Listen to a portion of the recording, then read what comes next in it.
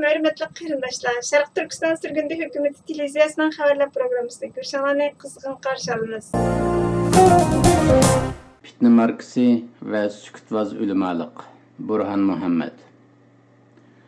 Ulamasi xalqini to'g'ri yo'l tepishga da'vat qiladigan zamondan ulamani to'g'ri yo'lni tepishga da'vat qiladigan zamonga kelib qolishimiz fojiamizning buyukligining ifodalaridandir. Navbatda rang tuzmayotgan, paqchilab yetevilish hunari orqali dumbul olgancha o'rilgisi kelmayotgan. Qisqasi yog'ma emas, go'shma emas, balki chaynab solgan, hamon tukurib tashlashga tegishlik bezga aylanib bu sukutchilik hodisasining xarakteri bag'ancha ammoqchi bo'lgan aga roziligini bildirishga ishlatadigan sukutga o'xshab qolmoqda. Fitna markalik chumbalga o'rnab olib, sapsatidan paranji tikib kiyivelish bilan o'zlarining xaraktersizlashgan va ichi sesigan abdi bashirisini yushirishga urinish. Buning kar qilmayotganligini sezmay, qo'ng'iroq o'g'risidek tipirlab yurish jaholat kipatishdan boshqa ish emas. Haq oshkor bo'lib, botilning abdi bashirisi echilayotgan paytlarda bundaq yasalma mollalikni bozorga solishlar xalqning la'natiga uchrashga tegishlik toifalar qatoridagi navbatini oldiga surib berishdan boshqaga yarmaydi. Buni davomli qilayotganlar cho'churini ham sanashni to'xtatib, vaqtida kallasini silkishi, yillardan beri ijaraga qo'ygan aqlining kira muddatining to'shib bo'lganligini, xalqdan keyin o'yg'onishdek abgohini tashlashning vaqti kelib o'tib ketayotganligini anqarib yetishlari zarur. Tuvandagi maqolada deyilayotganlar xaraktersizlashgan bu toifaga unutganlarini samiga selish va ulamolik rolining nimaligini yodiga oldirish va bugungi atalmish qaymoqish davrida ulamoning rolining qandaq bo'lishi kerakligi, rastilla fitna yuz berdi degandami, fitnani fitna deb qarab o'ltirishning ulamoning ishi emasligi qatorliq nuqtalar navbatdagi vaziyatning realliklarini aks ettirgan asosda bayon qilib o'tilgan. Albatta, bugungi bu to'pqa katta bosh ko'rinayotgan ilmiy sohada naqadar ibtidoiylashib ketganligini, zehniyat va xarakterda naqadar chiriklashib ketganligini, ong saviyasining naqadar indigenouslashib ketganligini isbotlab turayotgan bo'lsa, bizning maslaga bo'lgan tutumimiz Qur'oniy o'lchamga uyg'un holda laysu sawa'andur, ya'ni hammaning bir tayoqda haydalmasligini, yanala ilmning, vijdonning mas'uliyatini ado qilib haqqoniy ovozni chiqarishga jur'at qila oladiganlarning borligini diqqatga olishdir. Bu to'pqa doir tanqidiy mulohizalarni uzildirmaslik rag'bati bo'lsa, ummatning kollektiv holda xatolik ustiga birlik qurmaydiganlik prinsipiga ishonishdan mazkur to'pning layoqatsizligi haqiqiy ulamo modeliga, rabbaniy ulamolarning obraziga dahri ta'ruz qilolmaydiganligiga ishonch qilishdan bu millatda qalpoq tutishliq qirg'iz to'pining uzilib qolmaydiganligiga bo'lgan umiddan kelgandir. Aynigan siyosatchilikda rang tuzmagan ulamolik.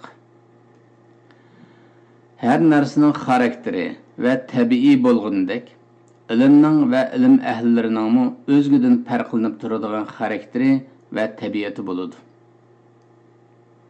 Ilmdorlik o'z navbatida mas'uliyatdorlikdir. Mas'uliyat tuyg'usini yo'qotgan ilmdorlik bo'lsa, xarakterini yo'qotgan ilmdorlikdir. Xaraktersizlikni bu nuqtadan kuzatganda, shayning yoki shaxsning o'z tabiatiga yotlishi, xizmat funksiyasini yo'qotishi, tutumsizlishi deb qarashga bo'ladi. Bu jihatdan xaraktersizlikni keltirib chiqarayotgan omillarni farqlantirish muhim.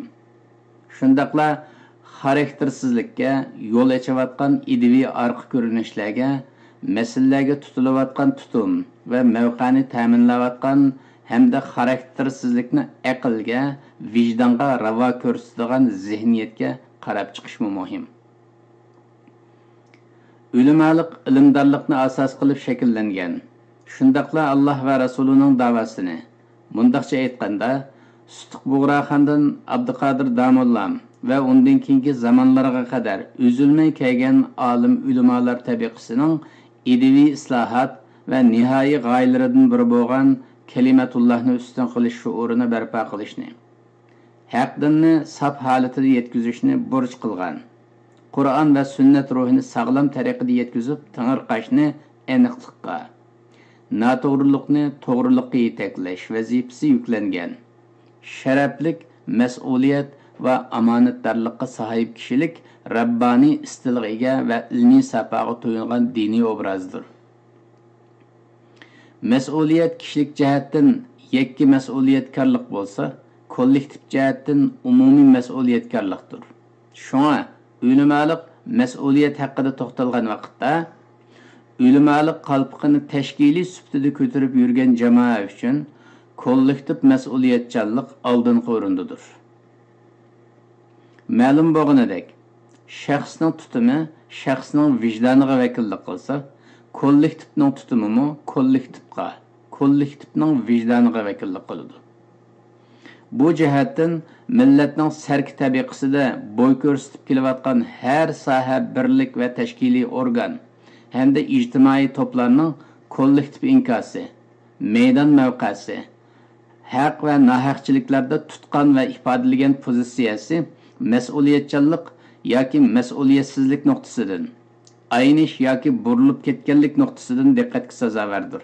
Chunki milliy da'voning obrazi bulg'anayotgan, milliy irodani bulg'ashda aktiv rol o'ynayotgan tiplarning qaymoq turishlari etrafni qaplagan vaqtlarda olim ulama to'pining yakka va kollektiv shaklda qaymoq turishlarga qarshi sukut turgan yoki turmaganligi, kollektiv mas'uliyatni ado qilgan yoki qilmaganligi, kollektiv vijdonning haqqoniy ovozi bo'ladigan yoki bo'lmaganligi muhim o'rinda. Bo'libmi olim ulama to'pi degan bu tabaqa muayyan siyosiy tashkil tusida maydonga chiqqan vaqtida yuz berayotgan siyosiy satchilik va safsatchiliklarga qarata kollektiv pozitsiya bildirishlari, o'rtaq vijdon sifatida haqqoniy sado ko'tarishi, sukutni buzishi ularning ustidagi ilmiy va diniy majburiyat hamda siyosiy vazifalaridandir. Chunki bu turdagi ozdirishlarga qarshi turish mavjud ijtimoiy va siyosiy tashkilotga yoki to'plarga nisbatan tashkiliy burch hisoblansa, olim ulamolar to'pi uchun bo'libmi sahnaga siyosiy tashkil sifatida ulamolik atqini ko'tarib chiqayotgan to'p uchun bosh tortib bo'lmas islomiy burchdir. Agar o'ttirda millatning yuziga dog' tushiradigan safsatchiliklar normal qaralish uchun o'yin o'ynalayotgan bo'lsa, bu o'yinni pash qilish, sukut qilish yoki tankash qilib berish maydonga kelayotgan bo'lsa, buning xiyonatga berib yotadiganligini ko'rsatib, o'rtaq ovoz chiqarish eng oldi bilan ulama to'pining zimmasiga tushadi. Bugünkidek Sharqiy Turkiston xalqining siyosiy da'vosi va milliy g'oyasi ikki pullik mato saviyasiga tushirilayotganda, xalqa alam oldida ochiq oshkora qaritib qo'yib, qop yuraklarcha Uyg'ur xalqining vakillari nomida chiqib olib, millatning irodasi va g'oyasi hamda siyosiy prinsiplari o'yin o'rnida xohlagancha payxon qilinayotganda, ustilab bu xil qilmishlar g'alaba tusida jakarlanib, millatni ahmoq chog'lash darajasidagi har turlik avrishimlik safsatchilik bosh ko'tarayotganda sukut qilib eg'izni ching yumib o'ltirib olish yoki bir chetda turib kuzatayotgan bo'lib olish hech bir axloqiy qoidaga, vijdoniy tutumga to'g'ri kelmaydi. Darvaqa millatning istiqboli tuyuq yo'lga, da'vo yo'li xalta ko'chaga boshlab qo'yilayotganda, ideviy prinsiplari do'g'lashtirilishga qarab ketayotganda, tarafdan ideviy do'g'lashtirish kompaniyalari qaynab ketayotganda, buningga qarta jiddiy aqartish olib berish, ko'rilayotgan buzg'unchiliklarga qarta islohot va tuzish yo'li haqida bosh qotirish, bozor topqizilayotgan xiyonatlik tutumlarni vaqtida pash qilib, xalqni xato yetaklashlarga ram bo'lib ketishning oldini olish va bularga qarshi millatni ogohlantirish hamda to'g'ri tutumning qandoq bo'ladiganligi xususida o'zlari bevosita ilm va amal jihatdan ulgu bo'lish qatorliqlar amaliyotda millatning haqiqiy olim ulamolarining vazifasidir. Shundaqla ulamo tabiqasining ulamolik salohiyatlaridan haqqoniy sado chiqishi kutiladigan real taqozolar jumlasidandir.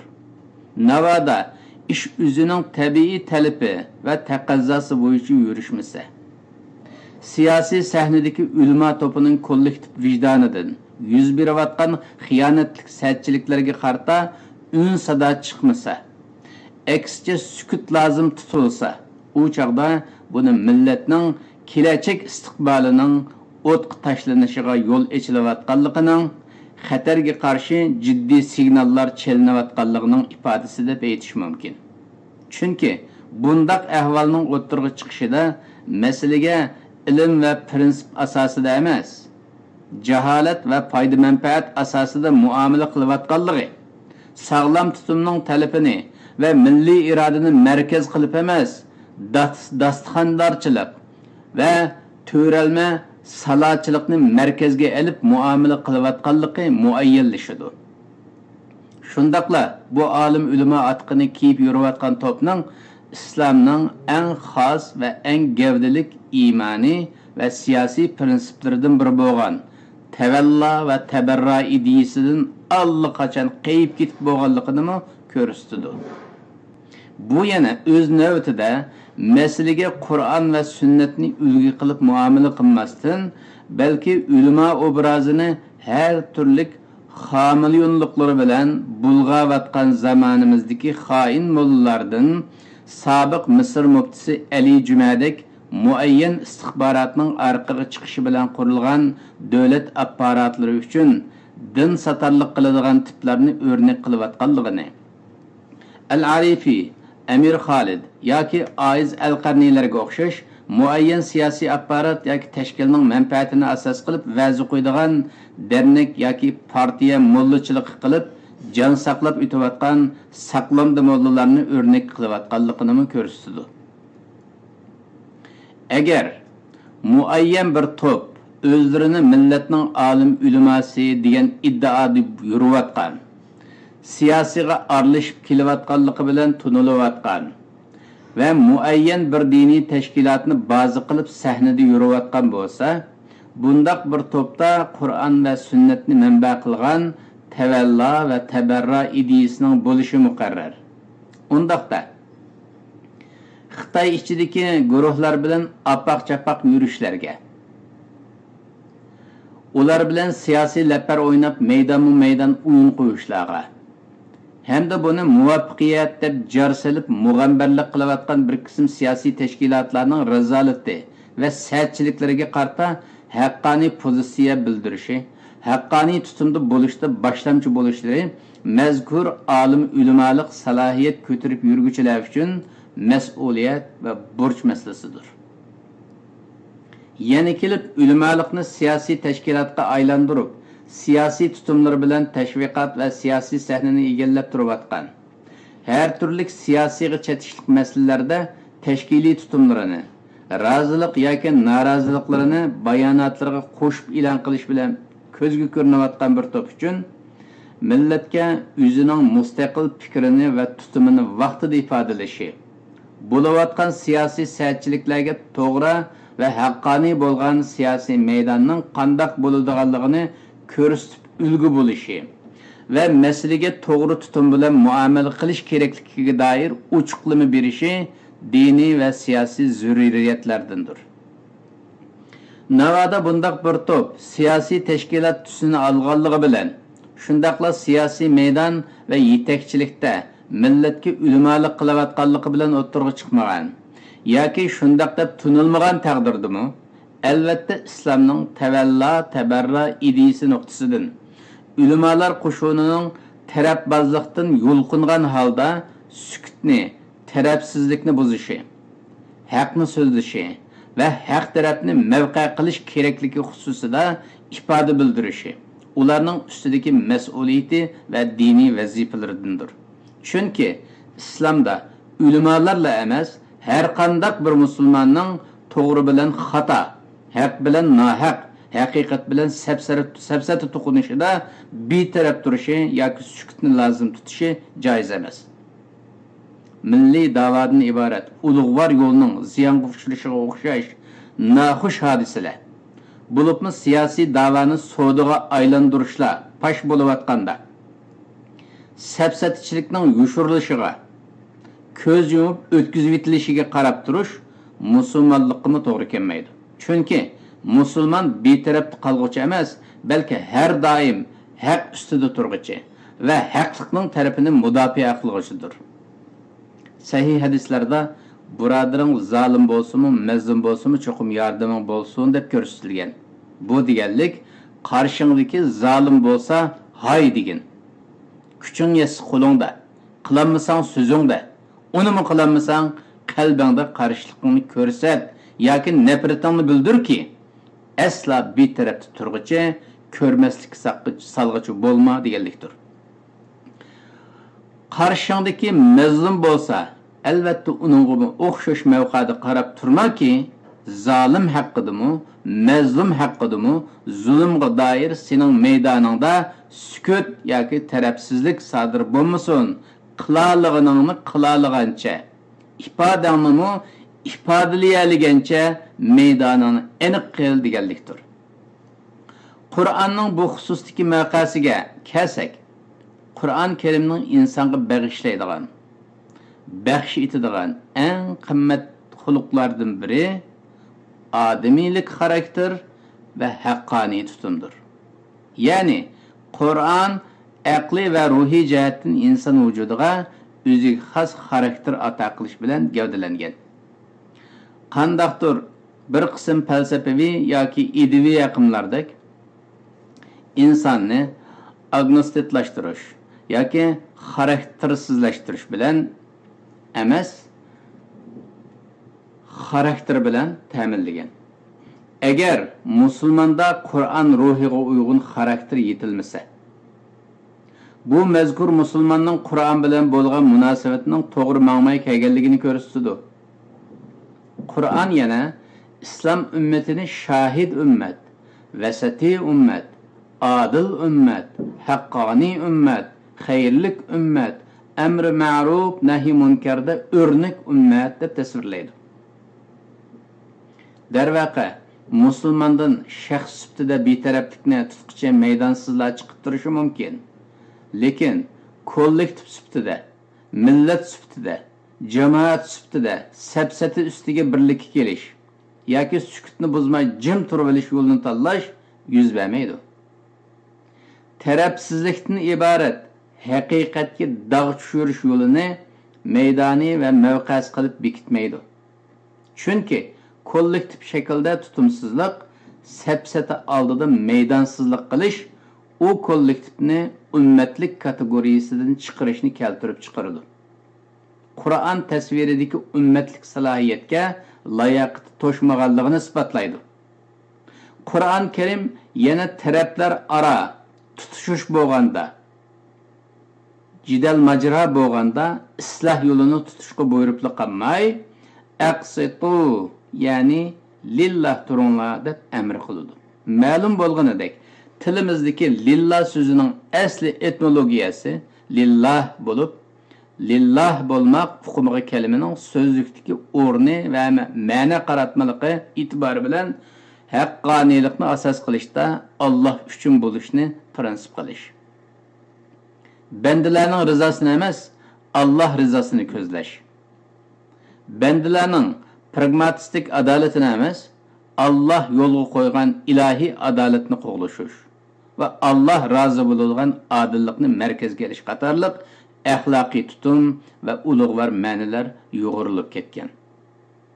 Qur'on Karimning eng ig'raladigan va madarasiz, keskin ravishda tanqid ilib borgan obyektlardan biri bezma emas, go'shma emas, arada qolgan va qilib yashashni tanlagan, rang tuzmagan tiplardir. Ixcham qilib aytganda, Qur'oniy tilda bundaq tiplar muzabzablikdan qutulolmagan tiplardir.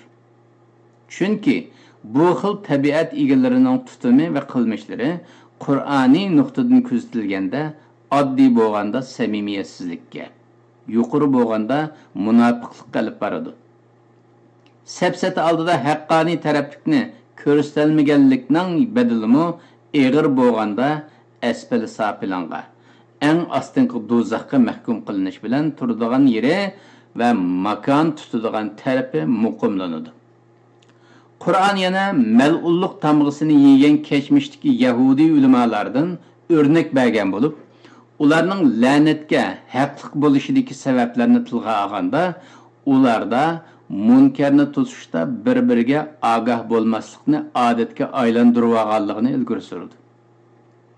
Hamda ishiga kelmaganda tarafsizcha sukut qilishni kollektivlashtirgan va munkarotlarga sukutni buzishning manfaatlariga taqishadiganligi ta'minlanganda sukutvoz bo'lib oladigan ulamolikning Allohning la'natiga tegishli ekanligiga ishorat qilingan. Mufassirlar peshvasi deb tutilgan. Shundaqla islomiyat tarixida birdek mo'tabar tarixshunos deb hurmatlanadigan mashhur olim Imom Tabari shundaq deydi. Agar musulmonlar orasida ikki to'p bo'lib, har chiqqan ixtilofdan urkush, bekinib olish kerak bo'lsa edi, haq adolat barpo bo'lmay, batilning safsatasi mat bo'lmay o'tib ketgan bo'ladi. Meşhur sahabelerden Huzeyfe razıyallahu anhu, yani tarihte peygamberinin sır katibi, sırdışı deb tanılgan meşhur Huzeyfe. Yani peygamber aleyhisselamdan keyingi xalq ichida kim munofiq, kim samimiyetsiz, kim casus, kim hain, hammaning arxivini peygamberden olgan bo'yicha zihniga naqshlagan u meşhur Huzeyfe'den onun kelgisiga dair oldin bishoratlarga munosabatli hadislar babida aytgan mundaq bir so'zi naql qilinadi. Fitna zamonida agar sen diningni biladigansa, u fitna sana ziyon qilmaydi. Chunki fitna degan qachon haqiqat bilan safsatini aralashtirib qo'yguningda o'tirib chiqadi. Sirkat Huzeyfe'ning bu bishorat xarakterli ko'rsatmasi shuki, İslamiyetni to'g'ri tushungan kishi masalaga fitna muomalasi qilib bekinib yetaolmaydi. Balki fitnaga taqobil turadi. Chunki islomning mezon va arkonlari, dinning insonga haqqoniy tutum va xarakter ato qilishi kishiga nimaning haq va nimaning safsatligini farq qiladigan fiqhiy farosat va dit ato qiladi. Safsatini qo'yib haqqoniylikni ching tutqunida uning beshiga kelgan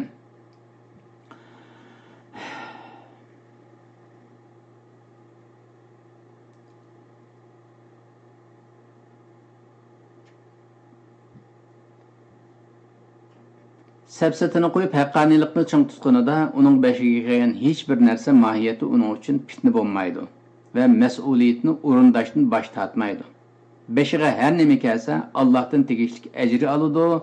Bu cəhətdən məsələlərə fitni tamğısını qoyub sükut qilish yoki ko'rmasga salib olish va yoki sükutni avlo bilish o fitnaning yarilishiga həss qo'shish bo'ladi-ki, asla meseleni to'g'ri bir taraf qilganlik jumlasida bo'lmaydi. Biz hozirgi zaman tarixida falsafa tarixchiligi bilan tanilgan mashhur adiblardan Bertrand Russellga o'xshash faylasuflarning betaraflikni qattiq ayblaganligini, Filosof Sartredek mavjudiyatchilik nazariyasining tarafsizlik eng cho'ng axloqsizlikdir deganini ko'rdik. Shundaqla asarlaridan bir qancha yil burun kunimizda mavjud bo'lib turayotgan ulamolar to'pidagi ma'lum bir qalamkashning tarjimasi bilan nashrdan chiqqan 1984 romanining avtori bo'lgan mashhur siyosiy adib George Orwellning tarafsizlikni qattiq ayblaganligini, betaraflikni targ'ib qilishning o'zila amaliyotda ma'lum bir tarafdorlikni chiqish qilishdan ekanligini ilgari surganligini ko'rdik. Biz yana milliy g'oyasining payxon qilinishiga qarshi sog'lom bo'lgan, siyosiy mavqeda lillah tug'an, millat oldidagi samimiyatsizlikni, siyosiy siyosatchiliklarni dadil pash qilib sukutni buzgan bir bo'lak ziyolilarimizni, tadqiqotchilarimizni ko'rdik. Shundaqla siyosiy mavqesi milliy irodaga muxolif bo'lganligi nuqtasidan her türlük alakasını üzüp haqqani meydanda to'ygan, davaning izzat sharifiga ega chiqayotgan ba'zi g'ururliq siyosiy tashkilot va siyosatchilarni ko'rdik. Ammo dunyo qarshimizning uli bo'lgan, madaniyat andizimizning manba buluqi bo'lgan islomning, Qur'onning, sunnatning tilidan va'z o'qiydigan to'ptinchi.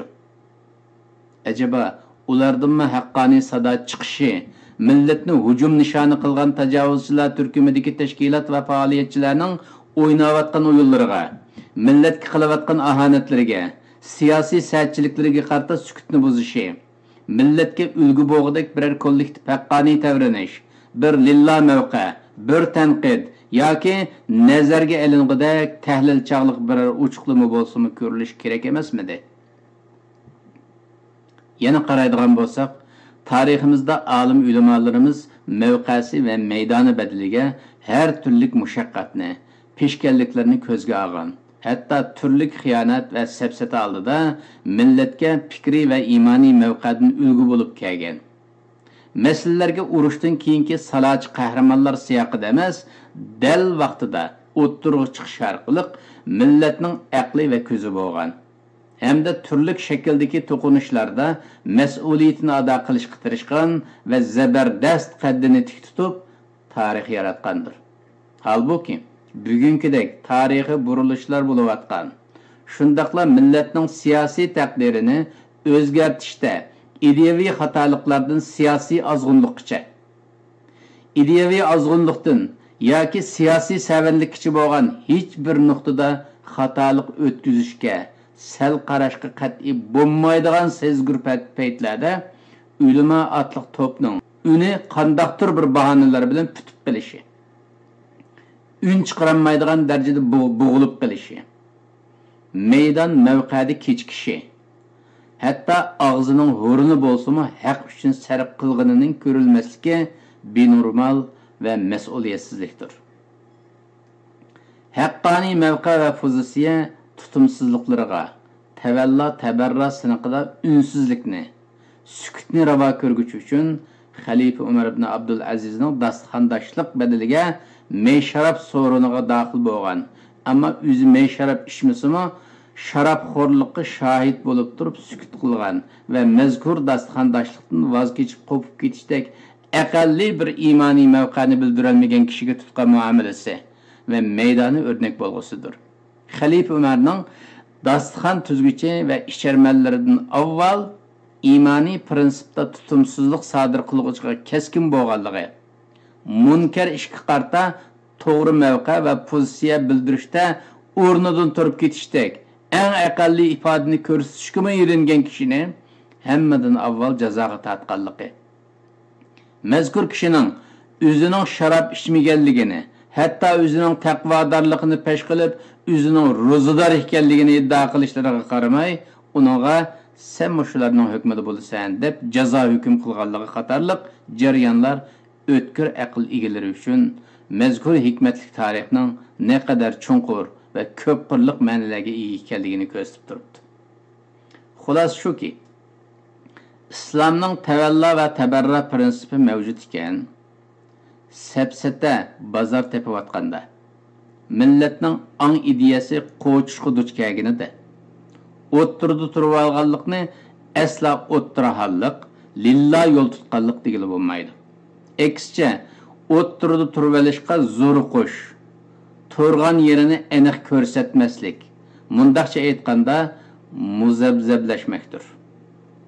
Ko'rilayotgan mug'ambarliklarga, yuz berayotgan siyosiy sa'tchilik va qaymoqtirishlarga qarta inja chiqarish tugul, eksincha sukutni buzilmayotganlik, kechikish, siyosiy mavqa masalasida ong va mavqani millatga takror eslatishdek aqalli bo'lgan haqqoniy tutumni ko'rsatish va lillah ifoda bildirishlarda soyasini ko'rsatmaslik bo'lsa, fojia ustiga fojiadir.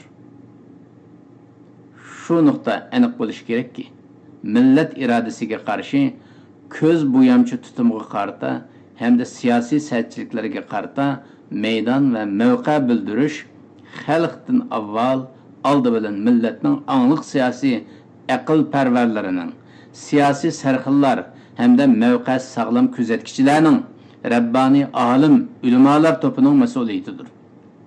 Shuningdek, bu xil mas'uliyat maqomi qandaqdir vaziyatga qarab xamiliyonlashish maqomi emas. Yoki qandaqdir peyt o'tganda urushdan keyingi qahramon bo'lishda beslashish maqomi emas. Balki bu zimmadagi mas'uliyatga loyiqlashishdan iborat haqqoniy tutumda beslashish, sukutni buzish maqomidir. So'rilishni davom qilish yoki sukutni lozim tutishni emas, balki dal vaqtida mudaxala qilishni bilish, xalqni to'g'riga boshlashda o'rnak bo'lish va o'rnak yaratish maqomidir.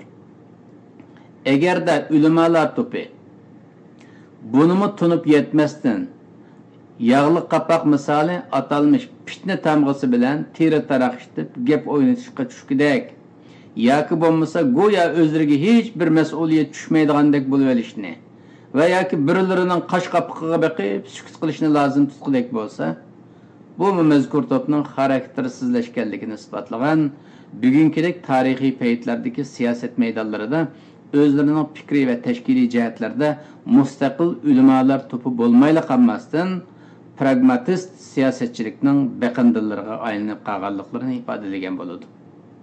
Agarda bu xil sukutni davomlashtirish yillardan beri ma'lum munosabat yoki ijtimoiy munosabatlar to'ridan keladigan muayyan manfaatni ko'zlashdan kelib chiqayotgan bo'lsa, u chaqda o'zlarining mazkur siyosiy dasturxondarchilik munosabatlarini va zanjirsimon aloqadoshliklarini milliy g'ururdan ustun bilgan, ulamolik salohiyatining haqqini berishdinmi hamda milliy va diniy mas'uliyatlardanmi a'lo biladigan jambaqarlar to'pi ekanliklarini ifodalab qo'ygan bo'ladi. Shundaqla yuz berayotgan siyosiy aynish hamda safsatchiliklarga o'rinsiz sukutlari orqali rozi ekanliklarini ko'rsatib qo'ygan bo'ladi. Shuni eskartish hojatki, siyosiy aynish millatning tuyuq yo'liga qarab ilgarilishiga, mag'lubiyat vadisida mahkumlik muddatini taki halok bo'lganga qadar uzartib menishga sababchi omillardandir. Olim ulamolardagi aynish bo'lsa, ushbu uzun muddatni qisqartishga, haqiqiy bo'lgan ilohiy jazoning umumyuzliklashishiga yo'l ochadi. Xamir turchi islom bilan yo'g'rilgan kultur havzasini islomiy madaniyat to'lqini bilan harakatlantirib, milliy qadriyatlarini Qur'on va sunnat ruhiy asosida hayotiylikka ega qilib kelgan bir millatning islom bilan bo'lgan aloqasining sog'lom bo'lmasligida oldi bilan olim ulamolarning mas'uliyati surishti qilinadi. Shundaqla millatdagi har turli aynish va fasodchiliklarning moddiy va ma'naviy chiriklarning avjalishida oldi bilan ularning mas'uliyatini o'rindigan yoki loyiqida o'rindiganligi diqqatga olinadi. Ilmning ko'tarilib ketishi, olimning ko'tarilib ketishi bilan bo'lganidek, islomning ko'tarilib ketishimi payg'ambar yo'lini tutquchi Rabbani olim ulamolarning yo'qligi bilan bar bo'lsa-mu ularning mas'uliyati va vazifasini loyiqida o'rindimaganlarning ko'payishi bilan munosabatlidir. Darhaqiqat, tavalla, tabarras yo'qolgan millatdan hidoyatlik ummatning Rabbani olim ulamolarning chiqishi kutilmaydi. Mujtahidlar imomi, musulmonlar xalifasi, shundaqla adolatli rahbar va dono hukmdor Umar roziyallohu anhu ogohlantirib o'tgandek, 3 turlik ish islomni yiqitishga olib boradi. Ular olimlarning aynishi, munofiqlarning Qur'onni suiiste'mol qilib munozara qo'zg'ishi va to'g'ri yo'ldan ozgan yetakchilarning hukmdor bo'lib olishidir. Yuqorqilarga nazar solgan holda kunimiz uchun shunday deyish mumkin. Milliy qadriyatlarni diqqatga olib siyosat qiladigan rahbariyat, ilmda va fikrda mustaqillikni joriy qildira oladigan avangard ilmiy qo'shin, haqning roziligini ko'zlab xizmat qiladigan Rabbani ulamolik barliqi kelmay turib, na milliy mavjudlikni kafolatga ega qilishdan, na haqiqatning g'olibiyatidan, na dinning hayotiyligidan so'z etish mumkin emas. Bu mümkinsizlik içidən mümkinsizlik izdeganlik. Avam tili bilan aytganda, sügetdən amut kütganlikdir. Dini ulu sağlam yetişmegen avlatdan sağlam siyasi rəhbəriyet kütüb bulmagandek, alim uleması, Rabbani bulmagan millettinmi, dini ul quruluşunun sağlamlaşışıdan, yenilenişdən ve umumyüzlük islahatkarlık eninin yükselişinden söz etiş mümkün emasdır. Acaba, alime aynagan milletten hidayetlik halkının barlık kelişi, uleması çirikleşken elden adaletlik hükümdarının yetip çıkışı qandaq mı mümkün bolsun? Hürmetli görürmenler, haberlerimizden kögün Allah için köp rahmet. Kiler kıttım programımız. Görüşükçe Allah'a emanet bolgaysızlar.